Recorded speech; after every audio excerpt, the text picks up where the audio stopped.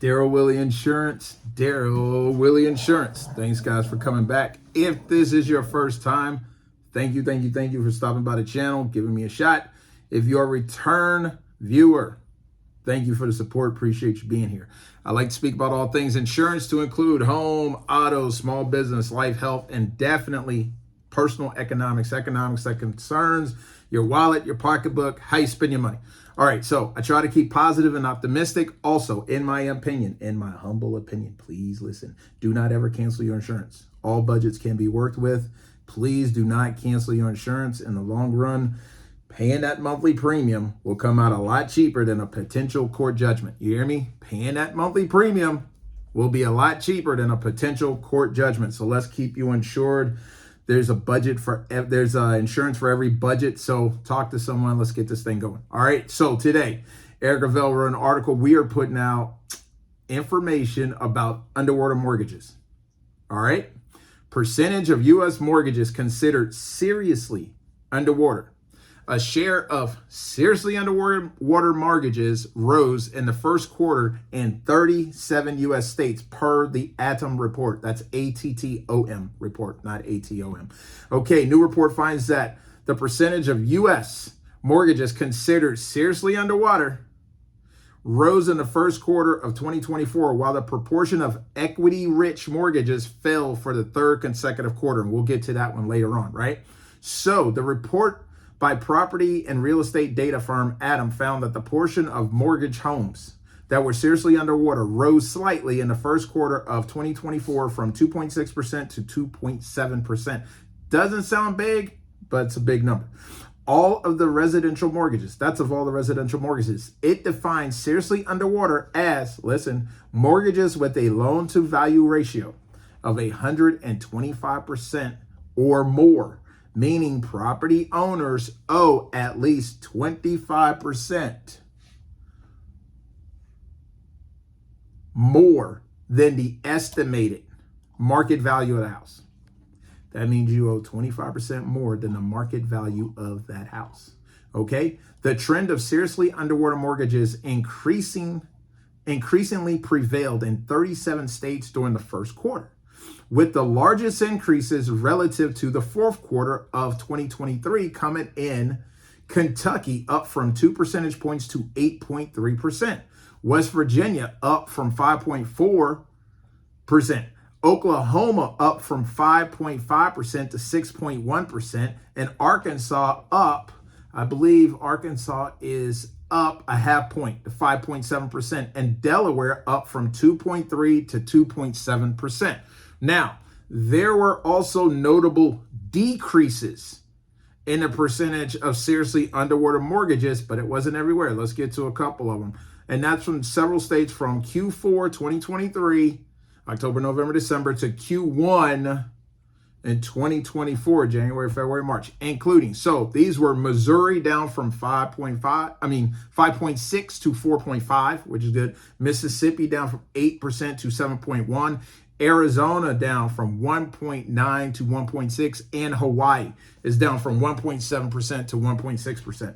So that is a decrease. That's good news. States with the largest shares of seriously underwater mortgages were Louisiana at 11.3%, Wyoming 8.8%, followed by Kentucky, Mississippi, and Oklahoma. The states with the smallest shares of underwater mortgages. Now listen to this, the smallest shares of underwater mortgages: Vermont at 0.8%, Rhode Island and New Hampshire at 1.1% each.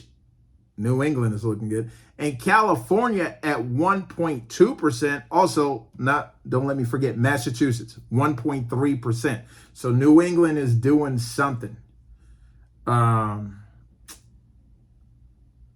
New England is doing something just not right. So those were the states with the largest shares of seriously underwater mortgages. So let's run that again. Louisiana, Wyoming, Kentucky, Mississippi. Okay, now states with the smallest shares of seriously underwater mortgages. That's the smallest shares. Run that again. That's Vermont, Rhode Island, New Hampshire, California, and Massachusetts. So of all the news we're hearing about California, California is on the list with the smallest shares of seriously underwater smallest shares of seriously underwater mortgages. That means they're paying their bills. Among 107 metropolitan areas with populations greater than 500,000 residents, the metros with the largest shares of mortgages that were seriously underwater were Baton Rouge, that's 13.4%, New Orleans, 7.3%, followed by Jackson, Mississippi, Little Rock, Arkansas, and let's go back north to Syracuse, New York at 5.6%. Okay, so if you're looking at what's going on, it's patches of states that are sitting right next to each other. Either you're all doing good or you're all doing bad. But it seems to me that there's blocks of areas in the country that are either doing good or doing bad. Now, the percentage of residential mortgages that were considered equity rich, told you we get to this, meaning that owners had a loan to value ratio of 50% or lower, so the owner has at least 50% equity, in Q1 2024 slid to 45.8%, a decline from 46.1% in the prior quarter and 47.2% from Q1 2023. That means the national proportion of equity-rich mortgages hit the lowest level in 2 years. You hear that? The national proportion of equity-rich mortgages hit the lowest level in 2 years. Equity-rich levels declined in 26 states on a quarterly basis and 25 from the same quarter a year ago.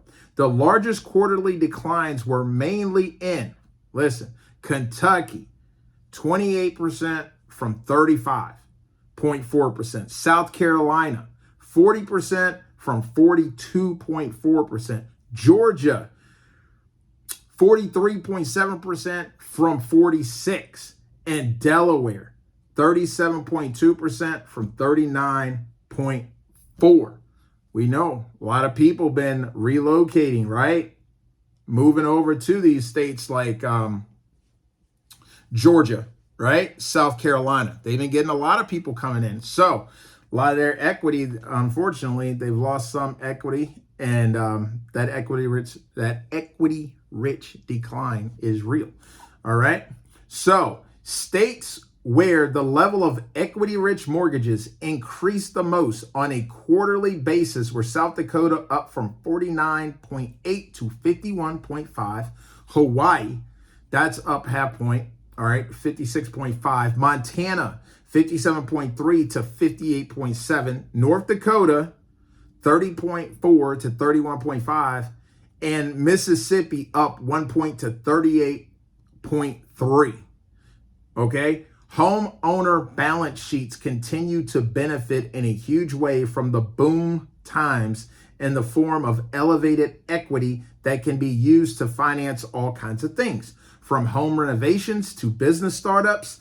Adams CEO Rob Barber said in a statement. Still, the windfalls are starting to erode bit by bit amid mounting signs that the market is no longer so superheated. Everyone got excited about real estate. Everyone tried to jump in. People decided to move. A lot of money was changing hands, but it's not the same game it once was.